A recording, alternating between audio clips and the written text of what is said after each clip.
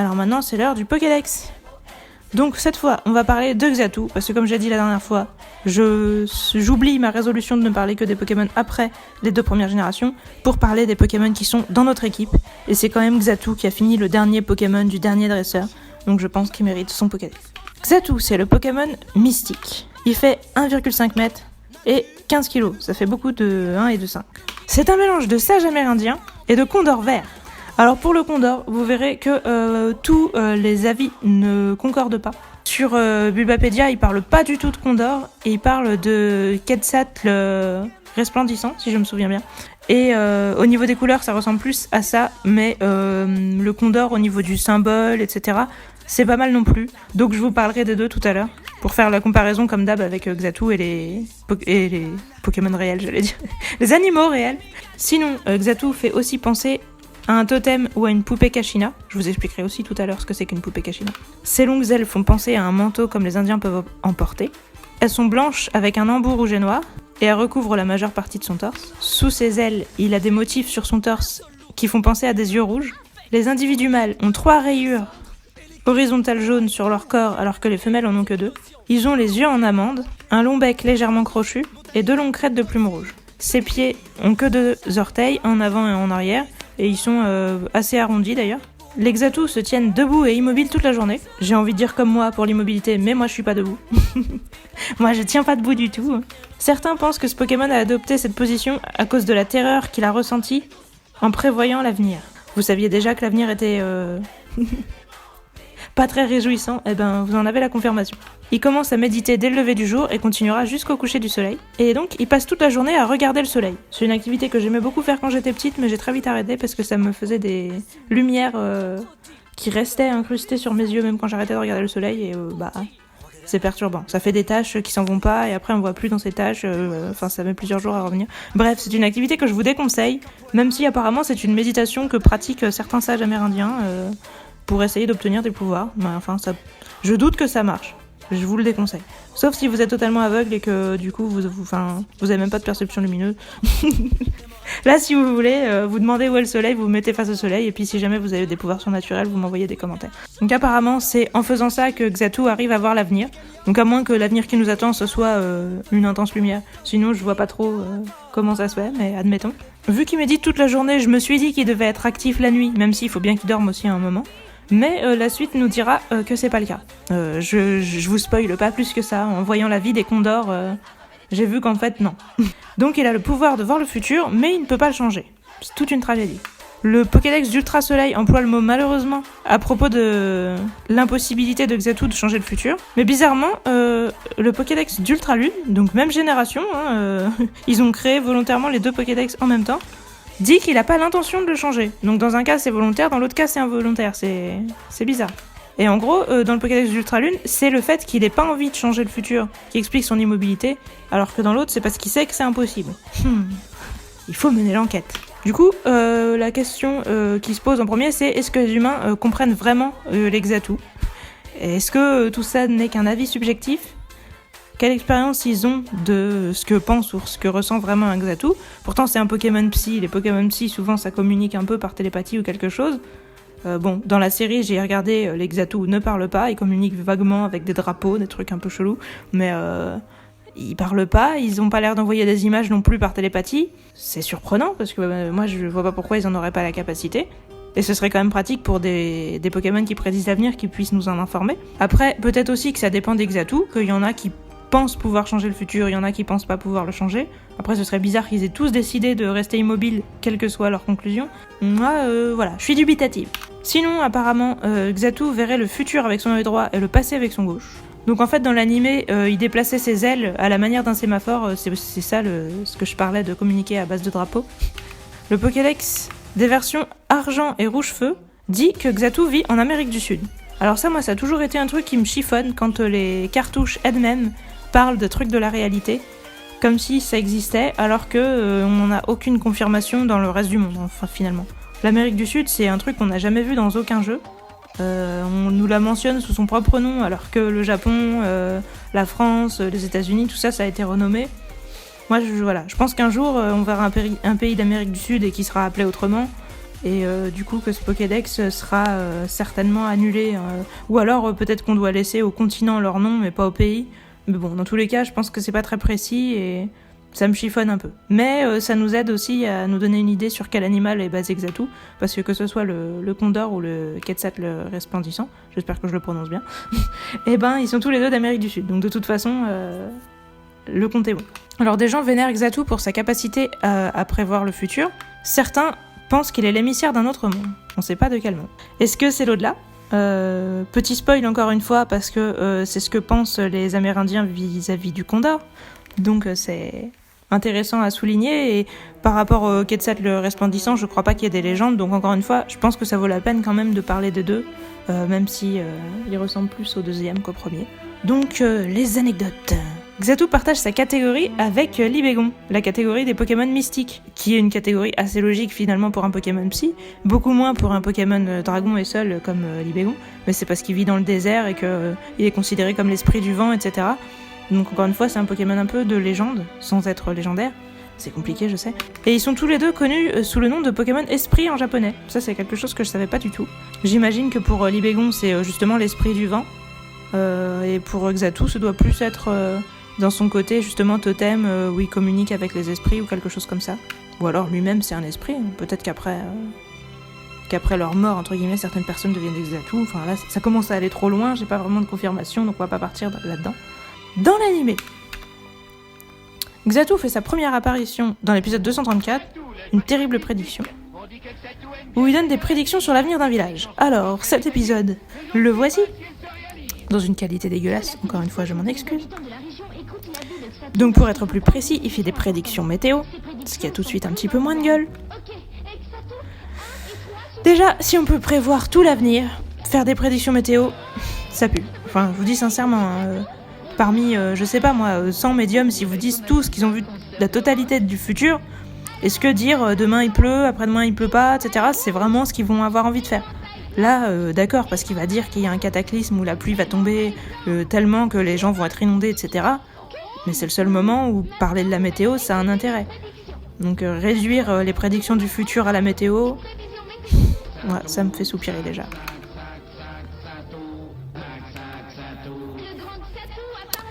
Donc, déjà, moi je trouvais que ça le faisait pas pour un Pokémon mystique qui est censé être classe et tout. Mais attendez, l'humiliation ne s'arrête pas là. Si on nous dit bien dans le Pokédex qu'il voit l'avenir, mais que la seule question qui se pose c'est est-ce qu'il peut le changer ou non, dans cet épisode, on va bien nous faire comprendre qu'il voit l'avenir peut-être parfois de temps en temps, mais que c'est pas très fiable, et que finalement chacun fait ce qu'il veut, et puis chacun est libre de prendre ses propres décisions, et c'est à chacun de construire son propre avenir. Et les Xatu eux-mêmes vont dire non mais ne nous écoutez pas, on donne juste des conseils, on donne pas des ordres, et puis on n'a pas toujours raison, puis c'est à vous de construire votre futur. Les Xatu qui se renient eux-mêmes, comme si tout l'épisode ne l'avait pas suffisamment déjà fait. Ça va loin, et franchement ça me navre parce que je trouve ça pas du tout intéressant. Mais vraiment, sincèrement, je veux dire, il y a des tas de raisons de critiquer les voyants, si vous avez envie de critiquer les voyants. Mais là, les comparer à des présentateurs météo, déjà, ça va pas, parce que la météo, c'est quand même une science, c'est quand même basé sur ce qui s'est passé les années précédentes, etc. La raison pour laquelle les voyants sont pas fiables, c'est pas du tout la même. C'est parce que les gens ont envie d'entendre des prédictions positives et que pour gagner de l'argent, il vaut mieux pour eux qu'ils fassent des prédictions positives. Enfin, c'est comme ça que ça marche, les gens, ils vont pour se faire rassurer. Donc, je veux dire, les astrologues, les voyants, tout ça, ils ont même pas intérêt à dire des vrais trucs. Alors que la météo, oui. Et la météo, ça se base pas sur des gens qui voient des visions d'un monde parallèle ou qui regardent le soleil toute la journée. Je trouve que c'est vraiment une comparaison hyper vaseuse et pas du tout valable. Et ce commentaire de dire oui, regardez, même la météo peut se tromper, alors ne croyez pas les voyants. Mais c'est vraiment un argument de merde, mais dans tous les sens, quoi. Mais cette fois-ci, si la terrible prophétie de Xatu ne se réalise pas, je ne sais pas. Donc je vous rappelle qu'on est dans une fiction, et que si les pouvoirs magiques sont classe, c'est parce qu'ils marchent. Je veux dire, si on vous dit les Xatu voient le futur, putain trop bien, ça fait rêver, ça fait réfléchir. Et c'est aussi un truc qui est censé faire réfléchir, d'imaginer des pouvoirs, des fictions, tout ça, hein, je sais pas. Donc là, ils ont un pouvoir, mais ça marche pas trop. Où est l'intérêt, sincèrement? Je veux dire, s'ils font la même chose que n'importe quel mec qui tire les tarots ou quoi que ce soit, bah ça n'en a aucun. Alors que si jamais les Xatu prédisaient vraiment l'avenir, voir les humains être confrontés à ça, Parce qu'à un moment dans l'épisode, Jessie dit oui, mais si les gens peuvent prédire l'avenir, où est l'intérêt de la vie, etc. C'est une très bonne question. Effectivement, ça aurait été vachement bien de montrer comment les humains réagissaient au fait que des Pokémon puissent totalement prédire l'avenir. Est-ce qu'ils avaient envie de le connaître? Est-ce qu'ils allaient volontairement décider de ne pas le savoir? S'ils le connaissaient, est-ce qu'ils allaient s'adapter et à la longue réussir à l'accepter? Ou est-ce qu'ils allaient être tous en dépression? Est-ce que ça allait donner des trucs comme dans Blade Runner où on arrête les criminels avant qu'ils aient commis leurs crimes et dans ces cas-là, est-ce que ça pose des questions? Est-ce que c'est vraiment juste, etc. Mais il y en a des tonnes de sujets intéressants par rapport au fait de prédire l'avenir. Pourquoi est-ce que vous réduisez l'épisode à dire « Ouais, ils prédisent l'avenir, est-ce que ça marche ou est-ce que ça marche pas? Oui, bah finalement, il est vieux, on sait pas trop, est-ce que c'est fiable, est-ce que c'est pas fiable ?» Et après, tout le monde nous dit « Non, mais c'est pas fiable, il faut pas croire les gens qui vous disent qu'ils prédisent l'avenir. » Putain, mais on le sait, on n'est pas là pour faire de la prévention par rapport au médium. Tout le monde est capable de faire la différence entre un Pokémon et un médium, je crois. Et si on s'intéresse aux Pokémon, c'est pas pour revoir des trucs qu'on voit déjà dans la vraie vie. On est quand même au courant que... Dans la réalité, les souris ne lancent pas des éclairs. Donc au bout d'un moment, on est capable de se rendre compte que les médiums ne disent pas la vérité, même si les Xatu prédisent le futur.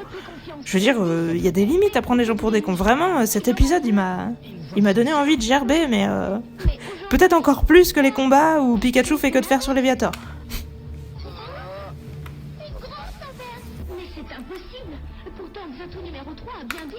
Et ça m'a marqué le moment où la fille qui s'occupe des Xatu dit « Oh là là, je sais pas, est-ce que je les crois, est-ce que je les crois pas, parce que je veux pas que les gens perdent confiance dans les Xatu. » Là, ça c'est les dilemmes des voyants, pour le coup, ça nous met dans le rôle des voyants, super, ça aurait peut-être pu être intéressant aussi. Malheureusement, ça fait juste une caricature. Alors, ça m'a fait rire sur le moment, mais ça m'a fait rire jaune, encore une fois, parce qu'elle est là en mode « Oh, je sais pas ce que je dois faire, et je risque de leur faire perdre leur crédibilité, etc. » Puis après, elle fait « Bon, j'ai décidé de les croire, on est parti. » Je me dis « Ah ouais, t'as décidé de les croire, carrément, texto. » Bon, donc tu montres bien comment ça marche les croyances et tout ça. Si c'est assumé, c'est marrant, c'est sympa.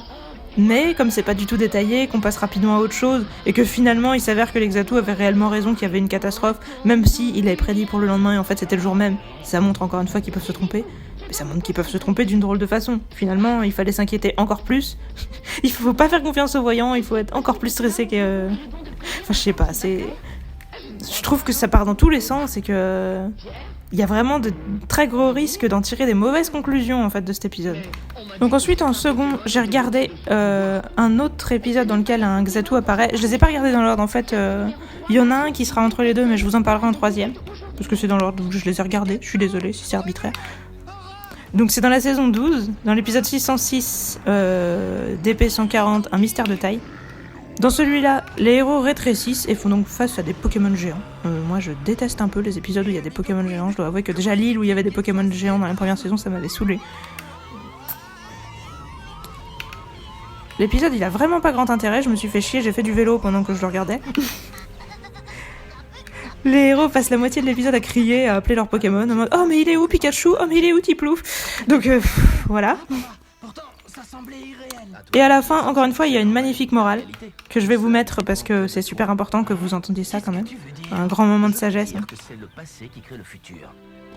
Donc à vous de décider si c'était réel ou non. Ouais, c'est bien. Quelle bonne morale à apprendre aux gens.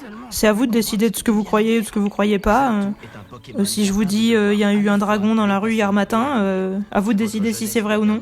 Je sais pas, vous avez vraiment l'impression que c'est bien d'enseigner ça aux gens que en gros la réalité c'est ce qu'on veut. C'est bon, la science, tout ça, on s'en fout. Chacun a sa propre réalité. C'est très bien, ok, super. Donc je pense que c'est pas du tout ce qu'ils veulent dire et que vous allez me dire oui mais t'es quand même un petit peu dur et tout. Mais le fait est que mot pour mot c'est ce qu'ils ont dit et moi ça me plaît pas.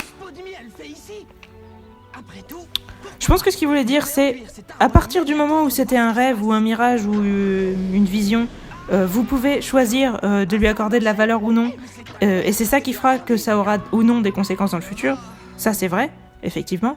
Et d'ailleurs, c'est pour ça que moi, les rêves, je trouve ça vachement bien et j'aime bien y accorder de l'importance parce que je trouve ça cool de faire du retour sur soi justement et de tirer des leçons des choses et d'avoir des expériences supplémentaires. Dans ce sens-là, c'est assez stylé qu'ils aient fait que Xatu, en lisant dans les pensées des persos, il aurait sorti des flashbacks de leur passé, il les confronte à des angoisses, à des trucs pour les rendre plus combatifs. On sait pas trop, c'est ça le problème, on sait pas trop c'est quoi l'objectif, on sait pas trop s'ils l'ont atteint.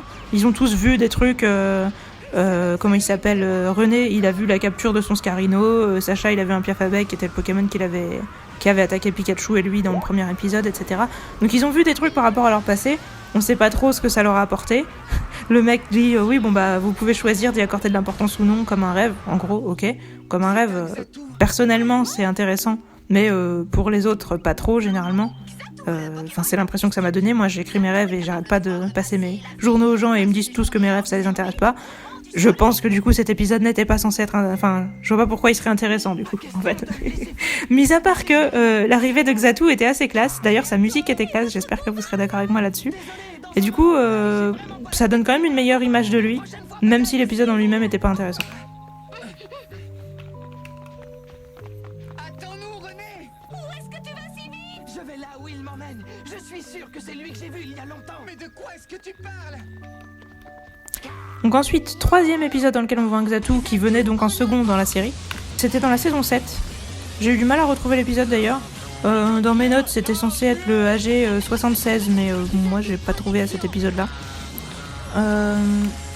Celui-là, c'était vraiment le plus intéressant des trois. Donc il y a une civilisation ancienne, un trésor caché, tout ça c'est un peu plus mystérieux.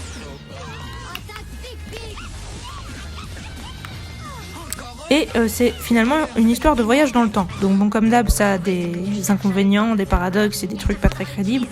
Mais au moins, y avait une réelle histoire. C'était pas juste un rêve ou des prédictions météo. La chanson est un peu nulle. Je sais pas si vous serez d'accord avec moi. Je trouve ça dommage parce que j'aime beaucoup le concept des chansons mystiques. Et d'ailleurs, j'aime beaucoup le concept d'une personne qui revient dans le passé pour chanter une chanson à sa elle enfant pour lui donner une leçon de vie. Et j'aime bien le fait qu'à la fin, elles chantent la chanson toutes les deux ensemble, etc. Ça aurait vraiment été mieux si la chanson avait été jolie. Ça aurait vraiment été mieux si la mélodie avait été intéressante. Enfin, ça aurait vraiment pu être bien. C'est dommage que la chanson, ça soit vraiment du nanana, un truc tout répétitif, tout naze.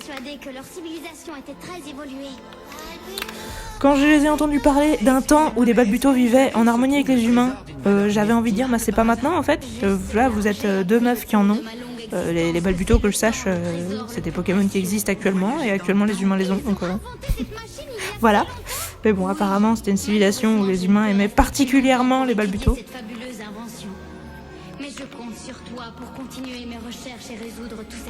Donc j'ai plus aimé cet épisode, mais malheureusement la morale est toujours aussi niaise et perturbante à la fois. On peut voyager dans le temps, mais on peut changer le futur. La preuve, c'est que tu l'as déjà fait et que tu t'es pas posé de questions. Alors depuis quand c'est bon signe de pas se poser de questions? Franchement, ça c'est vraiment typiquement le genre de phrase qui m'énerve. Je me dis putain, mais c'est des enfants qui regardent ça. Et là tu leur dis, ouais, tu t'es pas posé de questions, donc ça prouve que t'as évolué, que t'es sûr de toi, que t'as du courage. Non, juste non. Se poser des questions, c'est courageux aussi. Sincèrement, je veux bien croire que ça a permis que la petite fille fasse confiance à l'adulte sans la connaître. Bon, est-ce que c'est toujours un bon plan de faire confiance à une meuf que tu connais pas comme ça?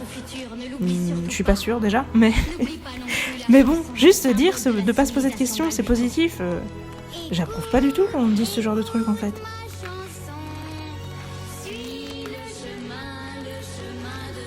Bien sûr, je vais pas non plus cracher totalement dans la soupe, comme je vous dis, j'ai beaucoup mieux aimé cet épisode que les autres. Je suis totalement d'accord avec la morale qui dit que le temps est précieux, que chaque seconde compte et qu'il faut savourer sa vie, qu'on en a qu'une seule, etc. Franchement, voilà, qui ne serait pas d'accord avec ça? Peut-être les croyants. Le truc, c'est que si on peut voyager dans le temps, comme cette meuf vient de le faire, pour dire à notre nous passé, il faut que tu fasses ça parce que moi j'ai pas eu le temps de le faire et que du coup elle le fait, théoriquement on a un temps infini. Donc ils viennent eux-mêmes d'invalider leur propre morale. Mais encore une fois, je me dis, mais comment ils font? Comment ils font pour être aussi incohérents? Même quand tu soutiens une morale, tu prouves le contraire à travers l'épisode. Pour une fois, je veux dire que l'épisode était intéressant et que la morale était pas nulle, il fallait que les deux soient en contradiction. Arrêtez, putain! Vous faites exprès ou sans déconner? Il y a des gens qui relisent vos épisodes, enfin, comment ça se passe? Du coup, Xatu avait un rôle secondaire dans cet épisode, donc vous allez peut-être trouver que c'est un peu bizarre que je l'ai mis, mais bon, j'ai mis les épisodes les plus importants où il y avait des Xatu, et d'ailleurs je les ai mis dans l'ordre d'importance du Xatu, c'est pour ça que je les ai mis dans cet ordre-là. Oui, voilà, il y avait une raison, c'était prévu depuis le début. En vrai, j'avais oublié la raison, mais bon. Maintenant, je me rappelle, cet épisode-là, je l'ai mis après, parce que justement, le Xatu est totalement secondaire, mais c'est quand même le 3e épisode où on en voit le plus. Enfin, où on voit le plus un Xatu. Donc, c'est pour ça qu'il est là. Ce qui m'a perturbée, c'est que c'est encore une Calista. C'était une Calista dans le premier épisode, c'est une Calista ici. Donc moi je pensais que c'était la même. Et quand elle a dit bah moi je voudrais devenir archéologue, mais je sais pas si je vais y arriver. J'avais envie de dire, bah écoute, moi ton futur je le connais, tu vas devenir météorologue, meuf. Et donc bah je comprends que t'as envie de revenir dans le passé pour changer de ta vie, parce que finalement, bah c'est un peu raté quoi, si tu voulais devenir archéologue, voilà. Du coup, je me suis demandé si c'était vraiment une coïncidence, si c'était vraiment la même ou pas la même. Donc j'ai cherché le prénom Calista, j'ai vu que ça venait de Callisto, qui est le nom de la grande ours. Donc je me suis dit, bon, peut-être que ça a un rapport avec le fait que Xatu regarde le ciel, même s'il regarde le soleil et pas les étoiles. Donc bah, logiquement, la grande ours, il la voit pas plus que ça. Mais voilà, c'est peut-être le côté quand même mystique, les étoiles, tout ça. Mais est-ce qu'ils l'ont fait exprès ou pas de mettre 2 fois Calista avec Xatu? Parce que finalement, j'ai cherché sur Bulbapedia, c'est pas censé être la même. Donc on a 2 Calista avec 2 Xatu. Est-ce que c'était voulu? Est-ce que c'était pas voulu? Est-ce que c'est par rapport au nom? Est-ce qu'il y a autre chose que je ne sais pas? Voilà, le mystère reste entier. Alors sinon, dans les jeux secondaires, dans Pokémon Mystère Rouge et Bleu, Xatu vit sur la colline des Anciens, située au-delà du Grand Canyon. Donc encore une fois, on peut voir le rapport avec l'Amérique du Sud. Hein. Le Grand Canyon, tout ça, c'est... Même si c'est jamais dit que Pokémon Donjon Mystère se déroule en Amérique du Sud, bien évidemment. Xatu est considéré comme un Pokémon avisé et capable de voir l'avenir, et le joueur le consulte pour sa quête. Donc au départ, c'est pour savoir si Xatu a déjà entendu parler d'humains qui sont transformés en Pokémon, etc. Mais après, on retourne le voir par rapport aux Pokémon légendaires.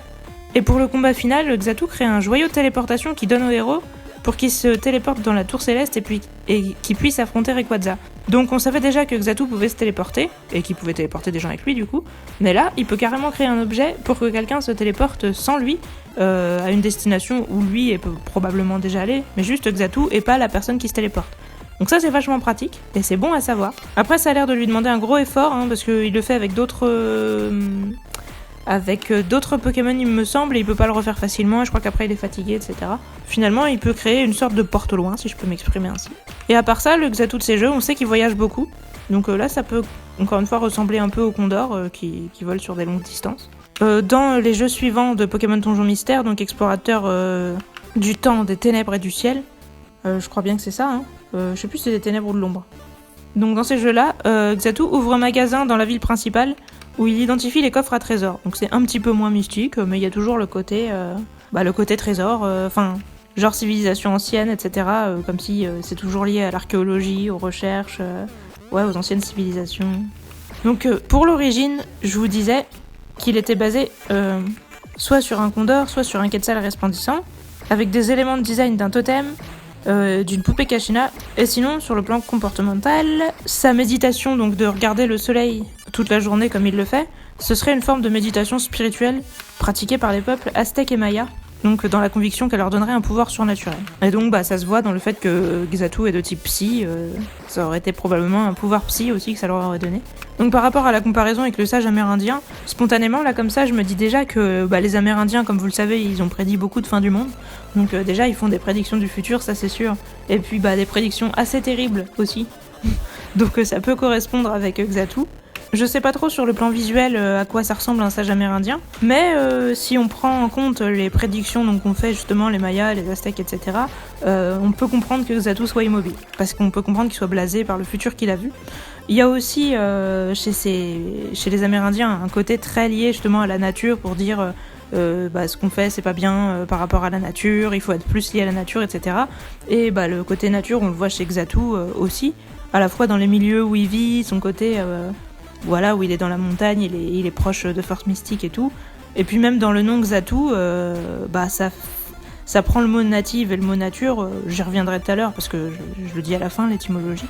Mais voilà, donc on voit aussi ce côté esprit, comme je vous disais, en japonais c'était le Pokémon esprit, ou pour les Amérindiens, il y a de l'animisme, donc tout est esprit...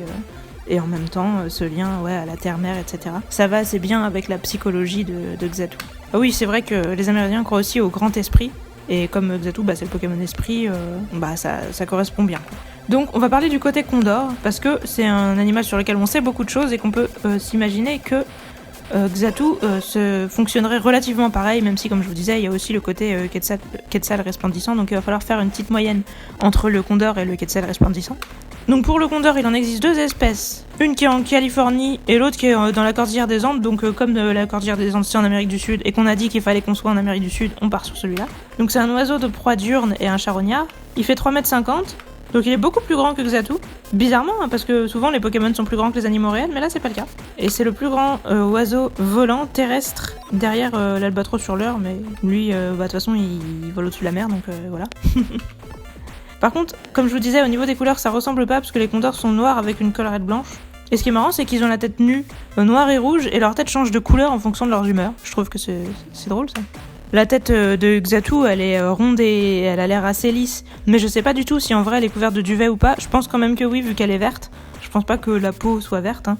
Donc du coup, je pense que là non plus, il n'y a pas de raison que sa tête change de couleur par rapport à ses humeurs. Le mâle condor a une crête sur le sommet de la tête. Celle de Xatu, elle est plutôt derrière. Donc là encore, pas sûr que ça ressemble. Donc les condors, ils vivent à des altitudes de 3000 à 5000 mètres. Sur des rochers inaccessibles. Ça fait pas mal penser au Xatu de Pokémon Donjon Mystère avec son Grand Canyon. Après, comme je vous disais, dans le Pokédex, il disait qu'il vivait plus dans les forêts. Et justement, le Quetzal, lui, il vit dans les forêts. Donc, peut-être qu'il vit un peu dans les deux. Peut-être que là, il faut faire un compromis parce que... Je sais pas s'il faut choisir, étant donné que le Xatu de Donjon Mystère, on va dire qu'il existe. Enfin, il est quand même dans un jeu, donc voilà, on le considère quand même un peu comme canon. Et le Pokédex aussi, donc... Peut-être qu'il y a des Xatu dans des régions différentes, à la fois dans les forêts et à la fois dans les grands canyons. Ils mangent essentiellement des grandes carcasses, donc si on met ça en version Pokémon, ça devrait donner des cerfrousses, des écrémeux, des tauros, des chamallows et des caméruptes aussi, hein, évidemment. Encore une fois, il faudrait relier ça avec les localisations dans les jeux. Dans la deuxième génération, je crois que là où il y a des Natus, il y a que Lorior. Alors est-ce que les Natus peuvent bouffer des cadavres de Lorior? Peut-être. Mais de toute façon, il n'y a pas de Xatu à l'état sauvage dans la deuxième génération. Après, dans les générations suivantes, ça reste à voir. Contrairement aux autres rapaces, la femelle est plus petite que les mâles. Je savais pas que c'était pas le cas des autres rapaces. Il pèse de 8 à 12 kg, ce qui est assez proche du poids de Xatu, alors que Xatu est beaucoup plus petit. Donc Xatu est beaucoup plus mastoc et du coup, ça doit pas être super facile pour lui de voler. Mais bon, heureusement, il a ses pouvoirs psychiques, donc ça aide. Et le condor, donc c'est un oiseau qui bat beaucoup de records entre sa taille et son poids. C'est le plus gros oiseau du monde en poids moyen, et c'est aussi l'oiseau avec la plus grande envergure en vol. À mon avis, c'est pas du tout le cas de Xatu pour le coup, parce que dans Pokémon, il y a des oiseaux vraiment grands. Et Xatu, il est plutôt discret finalement, par rapport à certains Pokémon. Et franchement, déjà, il y a les oiseaux légendaires qui sont énormes. Je veux dire, Lector, Articuno, Sulfura, tout ça, ils ont l'air vraiment balèzes, quoi. Et puis même un simple Roucarnage, je pense que c'est plus grand que Xatu. Xatu a pas la même place dans le monde Pokémon qu'un condor dans notre monde. Donc le bec du condor est crochu par rapport à son mode d'alimentation. Et Xatu aussi a un bec crochu, comme je vous disais, donc ça tendrait probablement plus à le mettre parmi les charognards que parmi les oiseaux qui mangent des végétaux. Parce que les Quetzals, comme je sais pas si ça vaut la peine que j'y reviendrai plus tard, parce qu'en fait là je suis dans mes notes sur les condors, mais en fait je me rappelle de mes notes sur les Quetzals parce que je les ai fait il y a pas longtemps, donc je me rappelle que les Quetzals mangent des avocats. Les Quetzals, ils consomment des avocats sauvages, alors que les condors, comme je vous disais, ils consomment des carcasses. Et étant donné que Xatu a le bec crochu, moi je pense plutôt qu'ils consomment des carcasses. Très sincèrement. En plus, quand tu peux prédire la mort des gens, c'est pratique pour aller bouffer leur carcasse. Après, tu peux peut-être aussi prédire la mort des avocats, mais... Moi, je vois plutôt Xatu dans le côté charognard, même si au niveau des couleurs, il ressemble au Quetzal resplendissant. Du coup, je vais parler tout de suite du côté Quetzal, comme ça on compare. Donc le Quetzal, il a carrément les bonnes couleurs. Il est vert émeraude, avec le ventre rouge et des plumes noires et blanches. Par contre, lui, il est beaucoup plus petit, il fait seulement 32 cm. Donc là aussi, c'est plus facile de s'attaquer aux avocats, finalement, qu'aux vaches et aux cerfs et aux chameaux. Donc franchement, c'est juste ses couleurs et le fait qu'ils vivent en forêt qui fait que c'est un rapport. Sinon, moi, je pense qu'on est plus sur le condor. Mais sinon, lui aussi, il reste le plus clair de son temps immobile. C'est le cas du condor, mais c'est aussi le cas du Quetzal. Un truc qui m'a fait rire et qui vous intéressera sûrement, parce que je suis sûre que vous êtes amateur de trucs sales, c'est que le condor pratique l'urohydrose. C'est le fait de se pisser sur les pattes pour se rafraîchir. Au cas où vous aviez pas encore écouté la vidéo de Syllabus qui explique que quand on se rafraîchit, que ce soit avec de la sueur, avec de l'eau ou avec ou quand il fait humide, que du coup on a l'impression d'avoir plus chaud. Tout ça, c'est à cause du fait que en fait on se rafraîchit par évaporation. Putain, du fait que en fait j'aime pas mes répétitions, ça m'énerve. Bon, moi je le savais pas avant et maintenant que je le sais, ça m'apporte beaucoup l'épanouissement. Et du coup, les condors, eux, le savent et c'est pour ça qu'ils se pissent sur les pattes. Et c'est ce qui joue dans le fait que ses pattes paraissent blanches. Celle de Xatu étant noire, on peut supposer qu'il ne se pisse pas sur les pattes. Ou en tout cas, on le saurait probablement pas si c'était le cas. Les pieds des condors sont posés à plat et leurs cerfs sont émoussés, et ça rappelle carrément les pieds arrondis de Xatu.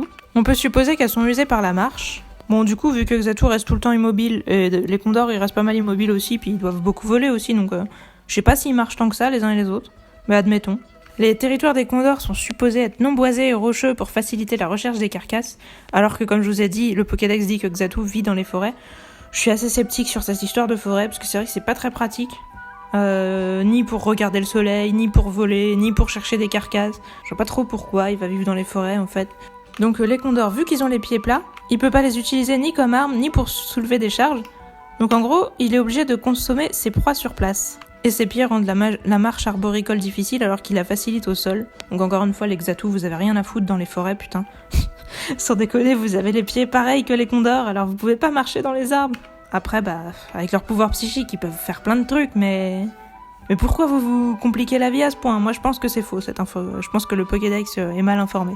Et donc, les condors peuvent voler jusqu'à 6000 mètres d'altitude et ça les fait disparaître à l'œil nu, ce qui fait que les peuples précolombiens comme les Incas pensaient qu'ils étaient le lien entre la terre et le ciel, et ils pensaient notamment qu'ils transportaient les âmes vers l'au-delà.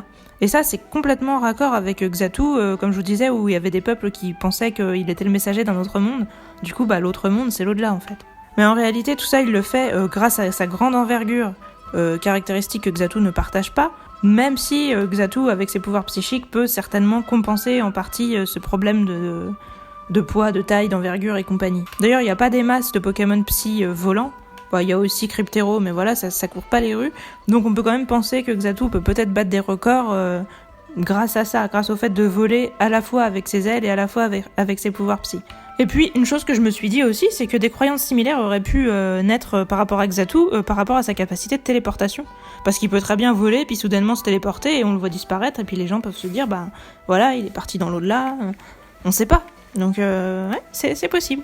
Donc à l'atterrissage, les condors laissent pendre leurs pattes pour freiner, et pour prendre leur envol, ils sont obligés de courir sur quelques mètres en battant des ailes. Bah oui, forcément, parce qu'ils sont assez lourds pour des oiseaux. C'est d'ailleurs pour ça que ce serait compliqué d'avoir des dragons dans la vraie vie.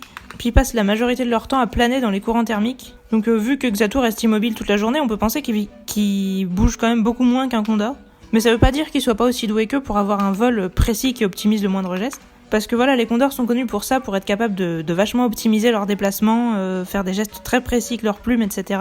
Parce que comme ils sont grands, etc., ils ont besoin de beaucoup de précision pour minimiser leurs efforts, parce qu'ils ont déjà à en faire beaucoup, en fait, pour se porter.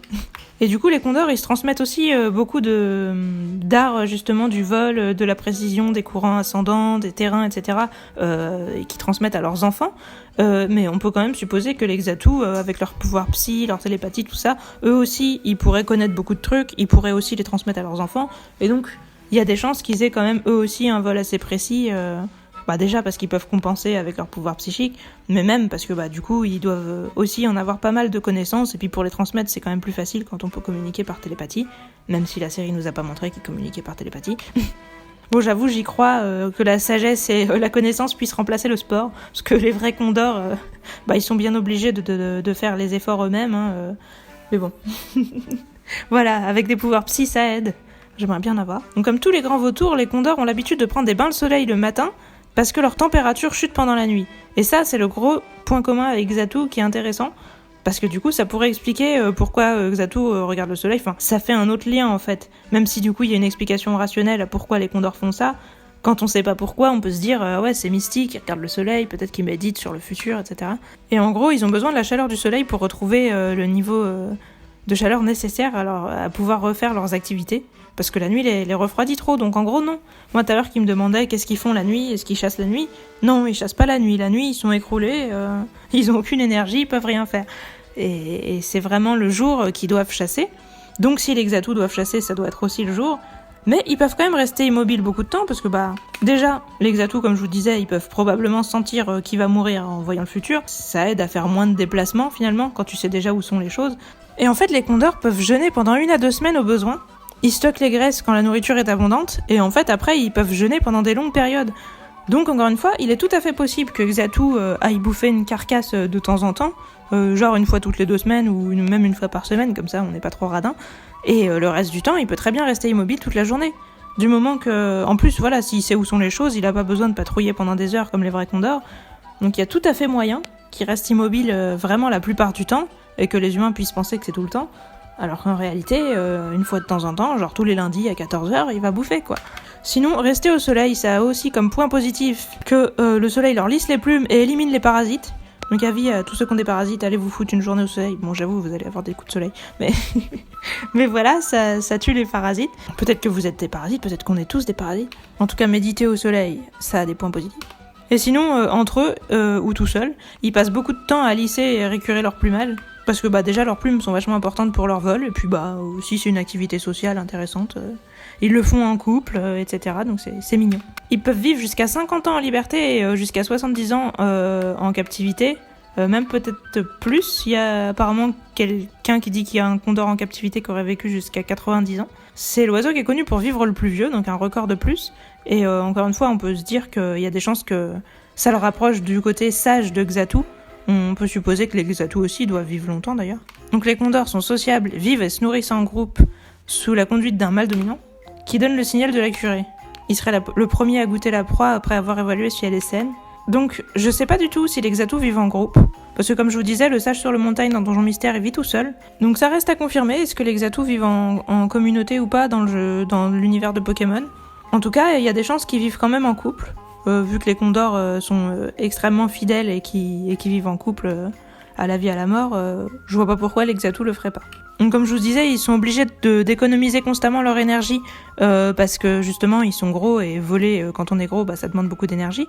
Et donc ce côté économique, ça leur donne un côté ascétique qui les rapproche encore une fois des sages. Et voilà, ça va avec l'immobilité de Xatu.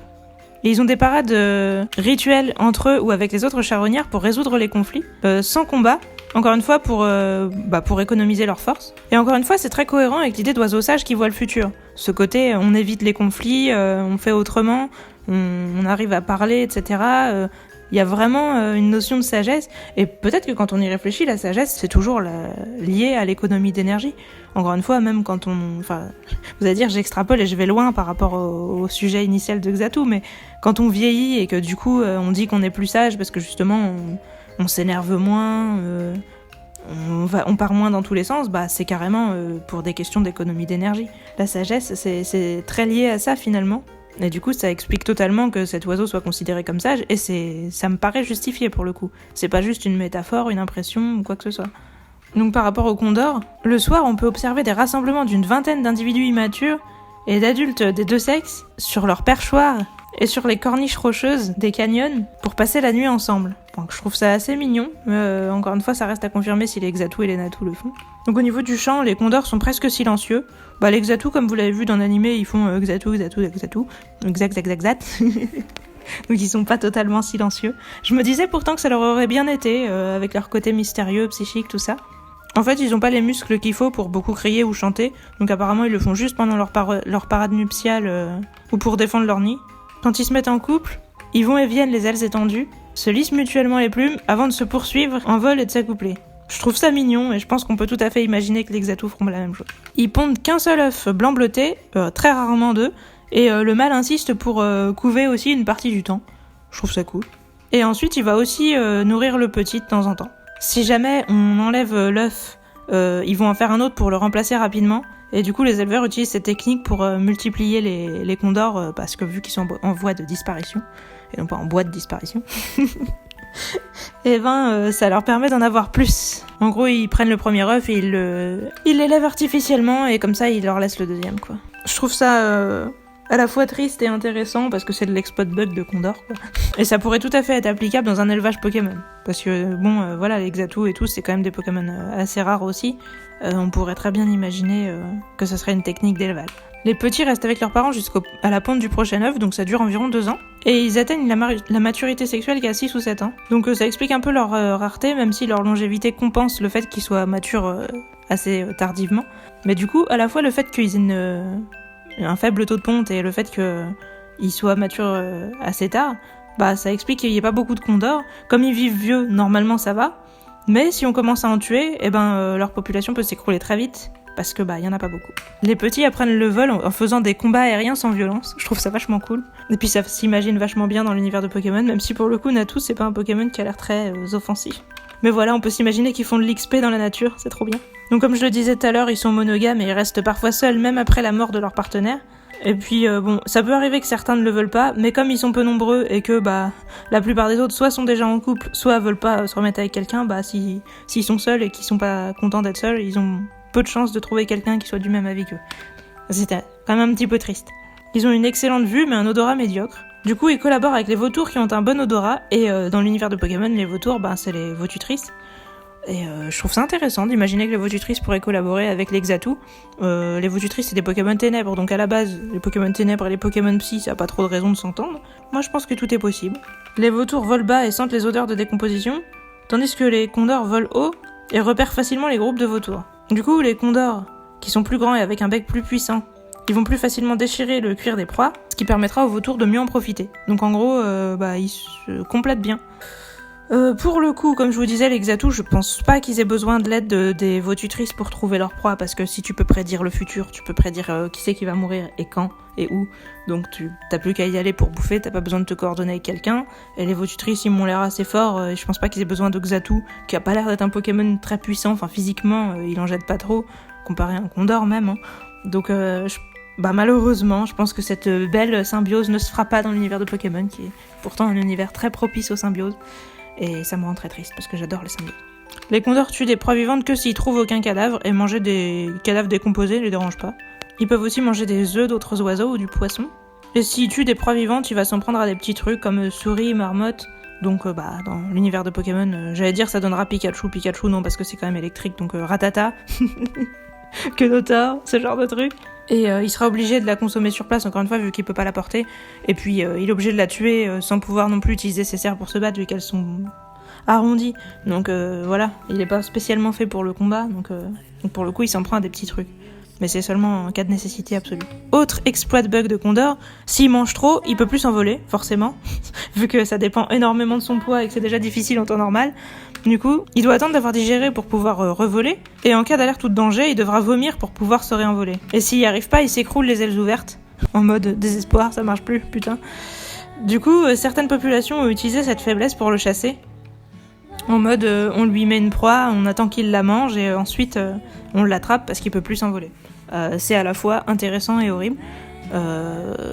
Mais du coup, je pense pas que Xatu ait ce problème, vu qu'il a ses pouvoirs psychiques pour compenser. Les condors ont pas de prédateurs. Les jeunes sont menacés par les autres oiseaux de proie ou par les renards si leur nid est accessible, mais ils défendent activement leur nid si ils sont là. Donc c'est seulement s'ils sont pas là. Du coup, c'est assez rare. Donc les renards, dans le monde de Pokémon, on voit bien que c'est les Goopix, éventuellement les Zorua et compagnie. Du coup, il n'y a pas non plus beaucoup de trucs qui vont menacer les Natu et les Xatu.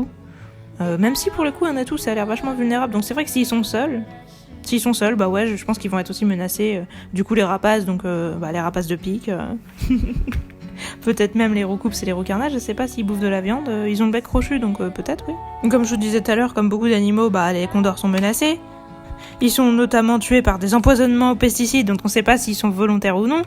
Les éleveurs les aiment pas et les menacent de faire peur à leur bétail pour les obliger à se jeter d'une falaise. C'est un petit peu de la mauvaise foi, je pense.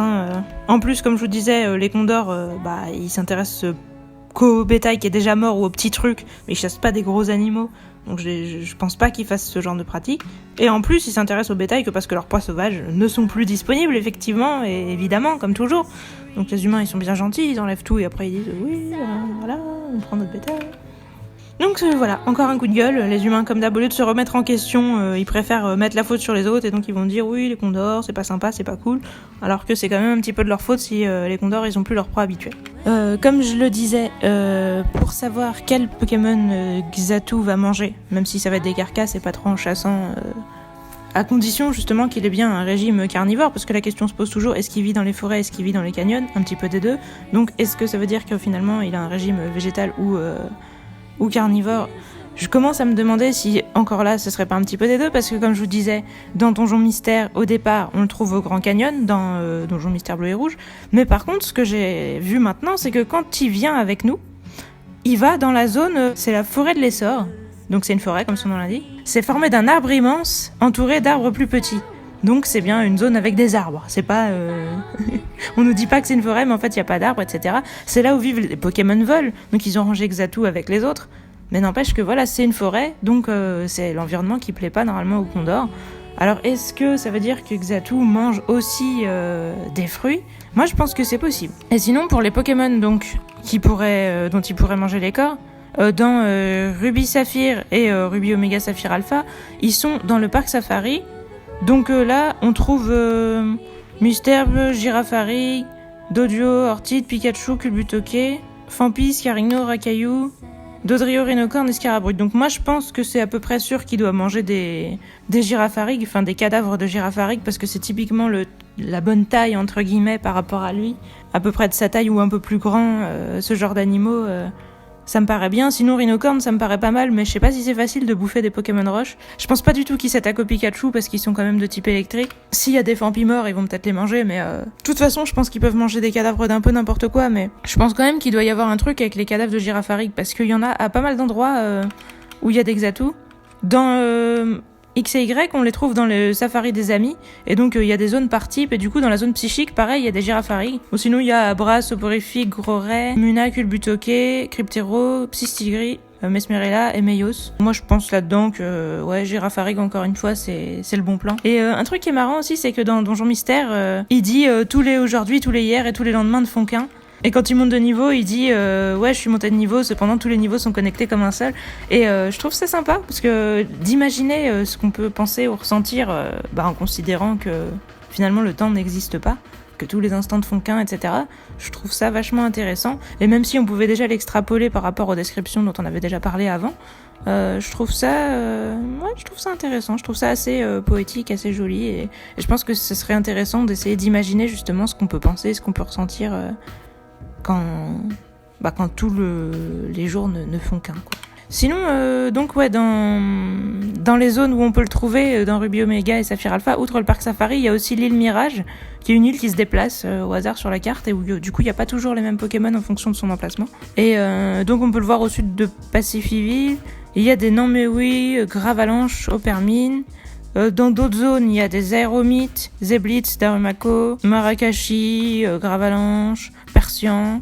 Donc il y a beaucoup de Zeblitz, et je pense que Zeblitz, encore une fois, c'est la bonne taille. Une fois qu'ils sont morts, c'est bon, on peut les manger sans crainte de se prendre une attaque tonnerre. Donc, donc voilà, je pense qu'ils peuvent pas mal manger des cadavres de Zeblitz. Après, vraiment, je pense pas qu'il y ait de Pokémon auxquels ils s'attaquent vivants dans toutes ces zones-là. Faudrait vraiment être très désespéré. Et on peut aussi en trouver au Mont Mirage, donc là encore une fois c'est une montagne, ce n'est pas une forêt. Que ce soit sur l'île Mirage ou le Mont Mirage, ça a l'air d'être des zones plutôt dégagées. Quelqu'un pourra me le dire si je me trompe, mais là-bas sur le Mont Mirage, il y a Muna, Porygon, Gravalanche et Krabarak. Rien de très intéressant à bouffer, mais bon. De toute façon peu importe, on se contente de ce qu'on trouve. Mais voilà, donc là il est dans la montagne, donc franchement encore une fois il alterne entre montagne, canyon, forêt. On sait pas trop finalement c'est quoi son habitat, et c'est pour ça que je pense qu'on doit pouvoir se dire qu'il est omnivore avec tout ça. Parce que pour trouver des cadavres dans la forêt, même si encore une fois il peut le faire avec ses pouvoirs psychiques, mais bon, pour voler déjà dans la forêt c'est pas hyper évident. Donc voler bas, je veux dire, pour chercher... Après ouais, les pouvoirs psychiques ça permet de cheater avec tout, mais voilà, moi je me dis que du coup il peut manger aussi bien des cadavres que des avocats, je pense. Et un truc intéressant aussi, c'est que voilà, on se demandait s'ils vivaient en colonie. Dans Ultra Soleil et Ultra Lune, les Xatu ils arrivent en SOS quand ils sont appelés par les Natu. Donc ça veut dire que justement ils viennent en aide à leurs petits. Bon, ça veut pas dire qu'ils vivent avec des familles qui sont pas les leurs, c'est peut-être juste les parents. Mais n'empêche qu'il y a ce côté, et c'était le cas aussi avec les condors, je vous disais, les parents ils protègent les petits. Vous allez me dire, c'est pas si exceptionnel de protéger les petits, mais je trouve ça sympa qu'il y ait ce truc, cette mécanique qui fasse que si tu attaques un Natu, il y a un Xatu qui peut venir le défendre. Et d'ailleurs dans ce jeu-là on les voit que pendant la journée, et dans la zone il y a des Goélis, des Argoustes, des Tarinors et des Nounoursons, et la nuit il y a des Ratataques. Pour le coup, ils vont pas attaquer les Ratataques parce qu'ils vont pas les croiser, mais les Argoustes, je pense que c'est typiquement le genre de Pokémon qui va essayer de bouffer les Natu pendant l'absence des Xatu, ou leurs œufs. Et si jamais les Xatu ont envie de buter quelqu'un parce qu'ils ont rien d'autre à bouffer, je pense qu'ils vont attaquer des Argoustes. C'est un peu la bonne taille, le bon style de créature. Voilà, donc là je pense qu'on a une petite idée de qui sont les prédateurs d'un côté ou de l'autre, ou qui sont les proies. Même si, encore une fois, c'est les cadavres, donc c'est plutôt paisible. Il n'y a pas trop d'embrouille avec les Xatu. Donc tout à l'heure, je vous disais, je vais vous expliquer ce que c'est que les Kashinas. Alors les Kashinas, c'est des esprits représentés sous forme de poupées, et ce seraient les esprits des premiers Indiens, qui sont morts enfants en étant noyés dans les grandes migrations. Et donc les Kashinas, c'était donc des enfants fantômes qui enlevaient les enfants donc des Indiens. Du coup, les Indiens ont négocié avec eux en leur disant « Vous arrêtez d'enlever nos enfants, et nous, en échange, on vous fait des danses rituelles pendant 6 mois de l'année. » Et apparemment, ils ont accepté, et depuis, du coup, voilà, ils se déguisent eux aussi, ils se mettent des masques, des couleurs, etc. Et donc les poupées ressemblent aussi à ces danseurs qui font ça pour honorer les esprits de leurs ancêtres qui sont morts jeunes. C'est un peu bizarre, je vois pas du tout le rapport avec Xatu sur la légende, juste le fait, esprit ancien, éventuellement les couleurs, mais bon, ça va pas plus loin, quoi. Donc on en revient à l'étymologie. Donc pour le nom français, Xatu, ça viendrait de Xat, qui serait un totem amérindien. J'ai pas réussi à trouver d'infos dessus, donc ça doit pas être si connu que ça. Je sais pas d'où ils l'ont déterré celui-là. D'après ce que j'ai lu, ça viendrait aussi du fait que la société Pokémon avait envie d'avoir des Pokémon à toutes les lettres de l'alphabet. Donc voilà, je pense qu'ils l'ont peut-être cherché spécifiquement pour ça, parce que franchement j'ai pas trouvé d'infos dessus, donc ça doit pas être si connu que ça. Et comme je vous disais tout à l'heure, sinon le tout de Xatu, ça vient de nature et de native. Donc encore une fois, on se demande, est-ce qu'on devrait pas dire Xatu si ça vient de nature? Et dans la série, ils disent Xatu, donc moi je dis Xatu. Moi, je suis sympa, hein, mais dans la série, ils disent bien Roucoups, alors qu'il faut dire Roucou, alors... Que doit-on faire finalement? Moi je suis perdue à la fin. Et donc en japonais et en beaucoup d'autres langues, Xatu c'est Natio son nom, et ça vient de native, donc autochtone en anglais. En chinois mandarin, il se dit Tianraniao, et là ça voudrait dire oiseau naturel. Je le dis parce que c'est un des seuls noms qui était différent. Donc voilà, très bon signe pour le futur d'avoir fini la ligue avec un Xatu. J'espère qu'il a vu mon avenir et... et que l'avenir sera que je ferai d'autres let's play, parce que bon, l'avenir de ce let's play là, moi je le connais et il est pas très glorieux. Je suis vraiment désolée déjà pour le passé, pour le fait d'avoir mis autant de temps, et voilà, j'espère que Xatu me prédira un meilleur avenir.